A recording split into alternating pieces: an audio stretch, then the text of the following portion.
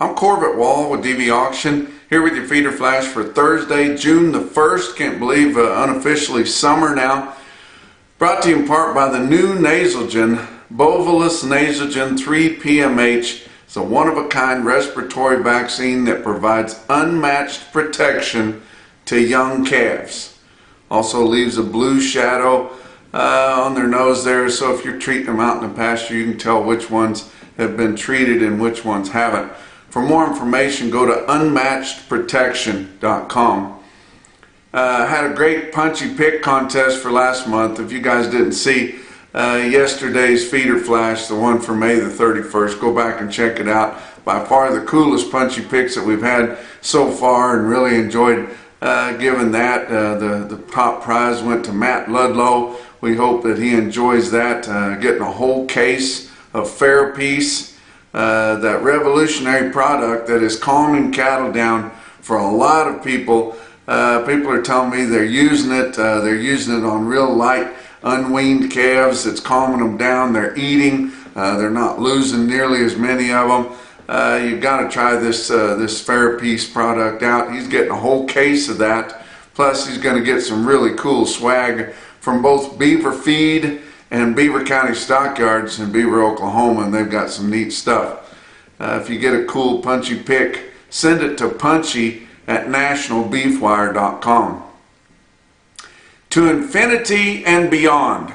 You see Buzz Lightyear dragging old Woody there, and I'm talking about the feeder cattle market. This feeder cattle market, it's still got legs, and we've been talking ever since your fat cattle market. Your cash price on fat cattle hit an all-time record high here a couple of months ago. We've been saying, well, the feeders aren't as high as they've ever been, and they're high, but you know, our input costs are expensive, so they're not going to get as high. We're starting to get there now, guys. We're absolutely starting to get there. You talk about your feeder cattle futures. November feeder cattle futures are sitting pretty good for 2014. But you look back and you think, well, what was the highest? Well, November of 14 there was sitting at 2014 when we saw our previous high. We saw in November 2014 absolute high at 245.75. Okay, so that's the highest we've ever seen feeder cattle futures. I'm not saying that's the market. I always say that's not the real market, but that gives us something to settle with. Everybody sees that as a benchmark, not talking about one single deal anywhere. But November feeder cattle futures in 2014 had an absolute high of 245.75. This November 2023 is sitting at 244.17. I mean, knocking right at the door. And April of 2024 contract is at 245.52, within just pennies of the all-time high, and I fully expect them to take that over just any time. Your corn has been jostling around a little bit here, and they keep trying to make up reasons to keep it up in the $5 bushel range, which it has been clinging to here for the last couple of weeks. But if it settles down well into your $4 a bushel range, we are going to see some serious legs on these feeder cattle prices, guys. We are so short of cattle at all stages of production, and somehow we're going to have to keep this fat cattle market up. These few fat cattle sellers that we have, the negotiated sellers, are starting to figure out a little bit. Of course, we still have basis jumpers. You're all always going to have basis jumpers. We had basis jumpers on Wednesday this week in the northern plains, kind of putting a governor on what we're going to gain this week. But the southern plains boys have done all the basis jumping they can do. They don't have any basis anymore. You got June live cattle sitting at 169 and change. That's not enough basis for them to jump on. So now they're going to have to get down and start scrambling to try to get some more market position back that they pissed away all through the month of April as they jumped at the big basis that was there. Northern Plains still has a big basis. We saw them do some jumping there on Wednesday. But How high will these feeder cattle get? Will we see green grass yearlings? I'm talking about especially the double stocks that come off the Flint Hills and the Osage, the best feeder cattle as far as performance of the whole year that are available. They absolutely are, coming off that blue stem, nothing but grass, and they hit those feedlot rations and they just absolutely take off. What will we see some of them bring based at 800 pounds? They may all be based at 900 or 950 this year, but based on 800 pounds, will they bring 250 plus? I think they will. I think they will, and I'm not sure if you couldn't get a contract close to that, but we haven't seen anybody start pulling the trigger yet. But they're going to be priced way up there because those guys know what they've got.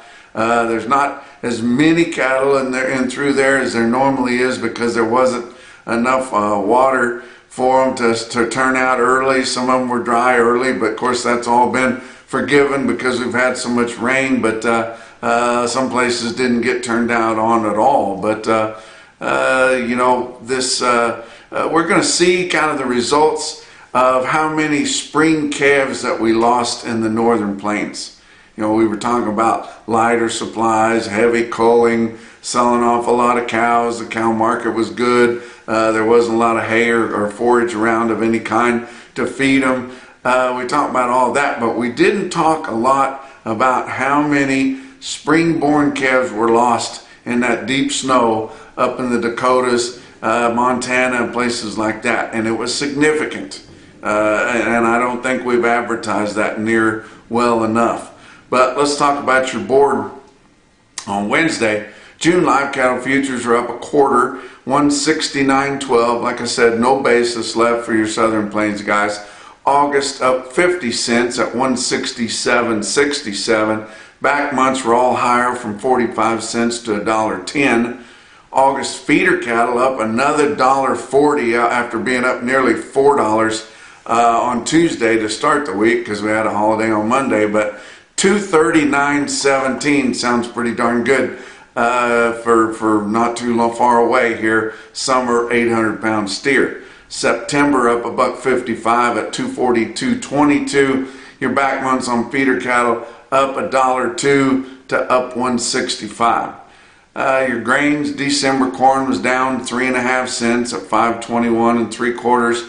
November beans, after being down big on Tuesday, were down another 6 3/4 cents at 1146.5.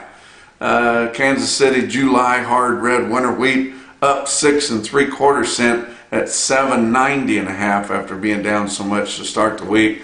But your fat cattle trade starting to take a hold here on Wednesday. Got a late start. Had a short week, buying for a long week, which your packers are really needing to step up next week on their harvest there to fill their needs. We saw a little bit of trade, not a whole lot. The only thing we saw out of Iowa confirmed was a load of steers dressed at 283. Nebraska sold 1,200. And there was only a dress price for them at 280. I did hear later in the day that we saw some basis jumpers take 285 with some time on them. They probably won't end up taking the time, but they sold them for a couple weeks out. But they'll probably call for them within the next 2 or 3 days of when they get them bought. But Kansas and Texas didn't have any confirmed sales on the USDA report, but I did hear of a few deals in Kansas on some really nice cattle sell to regionals at 176. Now we saw some 174 better cattle in Kansas, mostly on the northern side there, sell for 174 last week. Seen some 176 already this week to some premium quality regionals there. Texas had trade on Central Stockyards, a fed cattle exchange. Guys need to be watching that. They're getting some stuff done there. They sold some of those beef on dairy crosses that the packers really love. Sold them on the grid at 174. That's about steady with what they've done the last couple of weeks there. But the thing that I thought was interesting is most of your feedlots that had cattle offered on the Fed Cattle Exchange had a floor price at 173. But we did see bids go as high as 171 on that online marketing platform there. Talk about a fat cattle auction that we didn't talk about because we had so many things to talk about yesterday, but your brick and mortar sale, your biggest and best fat cattle auction in the country right now is Stockman's Livestock Market in Yankton, South Dakota. On Tuesday, they had 1,000 cattle in overnight, 1,300 in altogether.